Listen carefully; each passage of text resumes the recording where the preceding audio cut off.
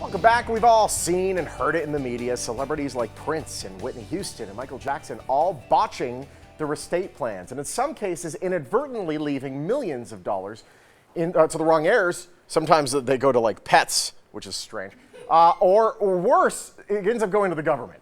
Why?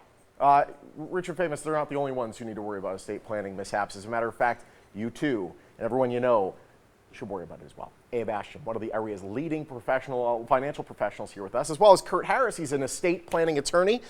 These are the two guys we got to be talking to end up not like those guys. I'm so excited to have my friend Kurt on. Kurt, it's great having you for a here. long time, and I finally got him on the show. He finally said yes. Wow, Mike, congratulations. Yes. Welcome to the red chair. I'm sure this is a big moment for you. Thank you. Getting smaller every second. Well, Okay. the latest celebrity to have pretty much all their business plastered for all to see was Prince. What happened with Prince? Do you know what happened to Prince? Well, it's a really good point, what happened with Prince. Prince apparently was a very secretive type, secretive that maybe he kept his estate planning documents so secret no one could ever find them. Oh, wow. But it's estimated that Prince had an estate of about $300 million. Wow. And a dispute as to who there was to go to. He had one sister and five step siblings, $300 million estate, a 40% estate tax going to the federal government, and the state of Minnesota getting 16%, and the heirs fighting over the rest. The attorneys making a bundle, and everybody making out great, except for probably the people that Prince really wanted to give the money to. Not only are the doves crying, his entire family is crying. This was the formerly known estate plan. Yes, formerly known, yeah, sure. So obviously having an estate plan is something we all need. Is there a way to avoid, say, in that situation, the 40% estate tax, the 16% Minnesota tax? Is there a way to avoid that? There are. I mean, you could take a couple of examples. One of the best examples is Robin Williams, no joke. He really had his estate in very good shape and very good condition. Yeah. He had prenuptial agreement with the second wife. He provided for his first 3 children. He used a revocable living trust, which is the principal vehicle you want to use first.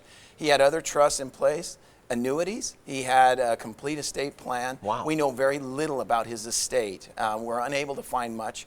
His spouse did challenge it, but it didn't go very far. Because it was so well documented. It was very well documented, and at that point, we don't know much about his estate. We don't know what it was valued, but the people that he wanted to get his money got it. Well, here's the surprising thing. Of people who come into our office and across the nation, 4 out of 10 seniors and retirees don't have any estate plan at all. At all. And so when we talk about celebrities and multi-million-dollar estates, people think, oh, maybe that doesn't apply to me.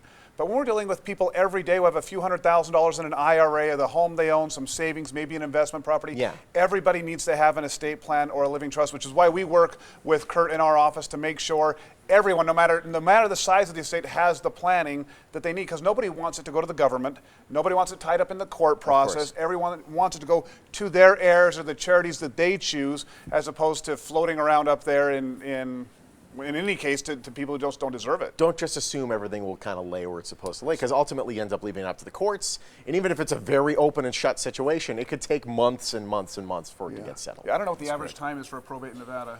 Well, usually it's between 9 months to maybe a little over a year, a year and a half. It's very important. So what's the first step then? How do we don't have to have hundreds of millions of dollars to start an estate plan. Yeah, no, you don't have to. So when you come into our office, we always do that as part of our consultation. We're looking at portfolio reviews. We're also asking about the estate planning documents, and if they don't have any, or they're too old or aren't doing what they think they are or supposed to be doing, we send them over to Kurt Harris's office, and then he'll take a look at them. In fact, one of the things that we find that almost no one has, except for the people who have met with Kurt before, is a return to residence document, which is a simple document that if you're institutionalized or hospitalized because you've gotten sick, it says, when I can go home, home is where I want to go. Oh, wow. You know, it's for hospice or home health care or something like that, as opposed to the hospitals and doctors keeping you there, charging you more than the Bellagio per night to stay at the hospital. This is a document that says, hey, when I can go home, I want to go home. For the record, by the way, if I have my druthers, I will stay at the Bellagio. As opposed to home.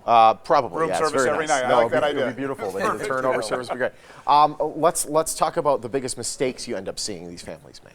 Well, I think the big mistake is a lot of times people think that they've got everything taken care of. You want to go through an inventory, first of all, who do I want to take care of and what do I want to do?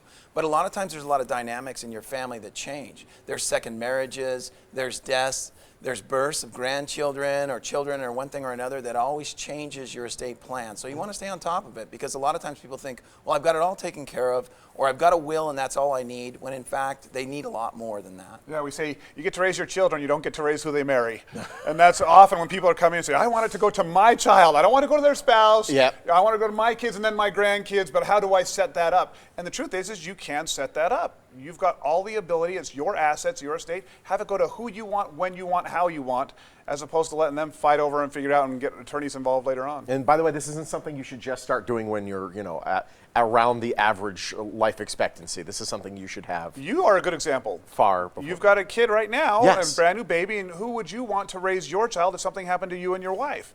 That's one of those things that in estate planning documents, guardianship for minors is also very important. So it's people of all ages should have an estate plan. We deal a lot with the seniors and retirees, but you're never too young to have some sort of estate plan set up once you're married and have children already. Absolutely. Gentlemen, great having you. Thanks. And we have actually a special offer. We got an offer? We always have an offer. There's always something. There's always something. They're coming with gifts, tidings of comfort and joy. Abe and Kurt, they have a return to residence document that can help you sort all of this out. And the first 15 callers, you're going to get this free of charge. Call that number right now. It's right there on your screen, 900-8177. And for more information, you can schedule an appointment or just call that number or visit that website, AshtonStrobel.com. Ashton Strobel is a proud sponsor of the Morning Blend. Hey,